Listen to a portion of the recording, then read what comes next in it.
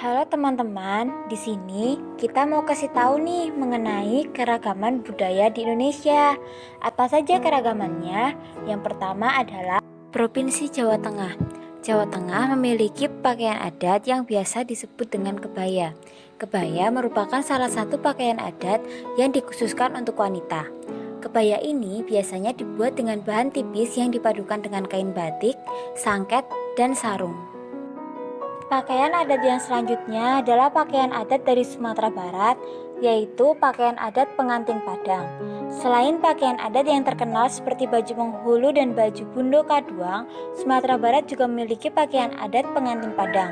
Pakaian ini digunakan oleh para pengantin ketika melaksanakan acara pernikahan. Khas pakaian ini lazimnya berwarna merah dan disertai dengan tutup kepala dan hiasan-hiasan yang beragam. Pakaian adat Bali. Pakaian adat Bali biasa disebut dengan kebaya Bali. Kebaya Bali ini memiliki motif yang sederhana dan berwarna cerah. Selain itu, penggunaannya selalu dipadukan dengan selendang. Pakaian adat yang selanjutnya adalah pakaian adat dari Papua. Pakaian adat dari Papua ini, baik pria maupun wanita, hampir memiliki bentuk yang sama. Mereka memakai baju dan penutup bagian bawah dengan model yang sama.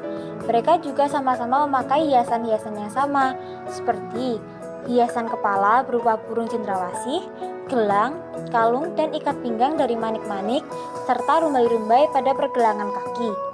Biasanya tak lupa dengan tombak atau panah dan perisai yang dipegang mempelai laki-laki untuk menambah kesan adat di Papua.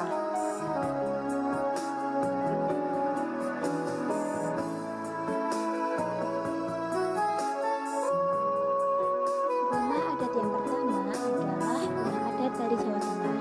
Rumah adat ini biasa disebut dengan joglo. Rumah ini memiliki beberapa ruangan, salah satunya ruangan depan yang disebut dengan pendopo. Ruangan ini memiliki fungsi sebagai tempat menerima tamu bagi para tamu yang datang ke sana.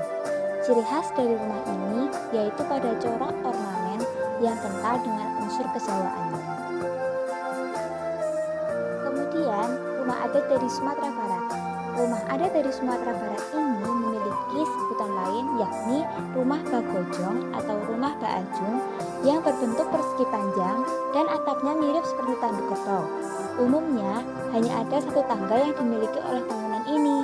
Pada dindingnya terdapat ukiran-ukiran yang bertema tumbuhan merambat, bunga, buah hingga akar berdaun. Rumah adat Bali. Rumah adat Bali ini adalah gapura yang berbentuk dua buah candi yang terpisah. Gapura itu memiliki dua buah candi yang berbentuk serupa dan berfungsi untuk membatasi sisi kanan dan sisi kiri pintu masuk ke daerah pekarangan. Rumah adat Papua. Rumah adat Papua ini biasa disebut dengan Honai. Honai berasal dari kata hun atau laki-laki dan ai yang berarti rumah. Oleh sebab itu, rumah ini hanya boleh dihuni oleh laki-laki dewasa. Dinding rumahnya terbuat dari kayu dengan atap jerami berbentuk kerucut. Rumah Honai tidak memiliki jendela dan hanya satu buah pintu di bagian depannya saja.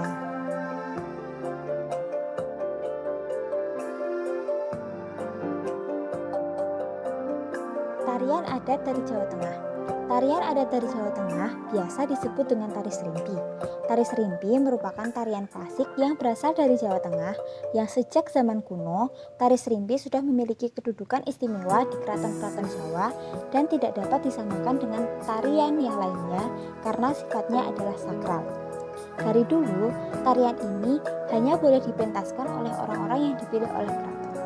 Serimpi memiliki tingkat kesakralan yang sama dengan benda-benda pusaka yang ada di kerajaan-kerajaan.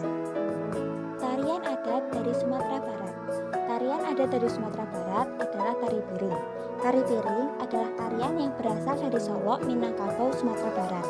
Tari ini pada awalnya merupakan ritual ucapan rasa syukur kepada dewa-dewa setelah panen raya.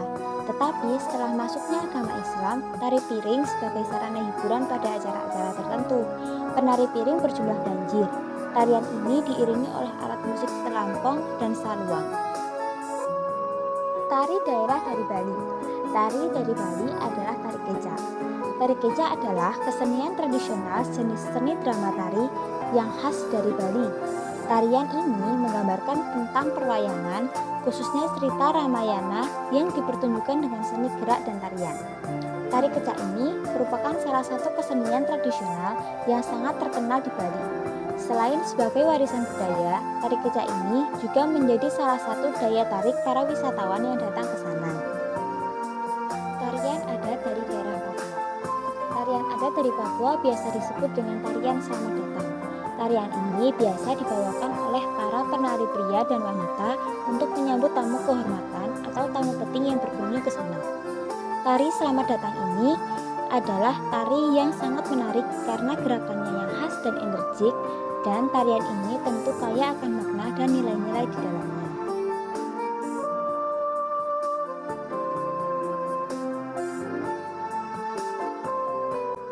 Senjata tradisional dari Jawa Tengah yaitu keris. Keris adalah salah satu senjata tradisional Jawa Tengah yang pertama kali dan populer. Senjata ini memiliki nilai seni yang sangat tinggi, daya serangnya yang dapat melumpuhkan dari jarak dekat, sehingga keris ini menjadi salah satu senjata idaman orang terdahulu. Senjata tradisional dari Sumatera Barat biasa disebut dengan kerambit. Kerambit ini merupakan senjata tradisional asal Indonesia yang dinobatkan menjadi senjata paling mematikan di dunia. Bentuknya kecil dan imut, namun sangat berbahaya sebab bisa menyayat atau merobek anggota tubuh lawan. Hebatnya lagi, senjata ini melumpuhkan musuh secara cepat dan tidak terdeteksi. Senjata tradisional yang selanjutnya adalah senjata tradisional dari Bali. Senjata tradisional dari Bali biasa disebut dengan redung. Redung ini merupakan senjata tradisional khas Bali yang berasal dari jenis belati atau pisau. Ia terbuat dari bahan logam tempaan yang bergabungkan kayu yang telah diukir. Senjata tradisional yang ini adalah senjata tradisional dari Papua. Senjata tradisional dari Papua ini biasa disebut dengan pisau belati Papua. Senjata ini terbilang unik. Senjata ini terbuat dari tulang burung kasuari dan bulunya disematkan ke gagang pisau. Pisau belati Papua merupakan pelengkap dari busur dan panah yang menjadi senjata utama di daerah Papua.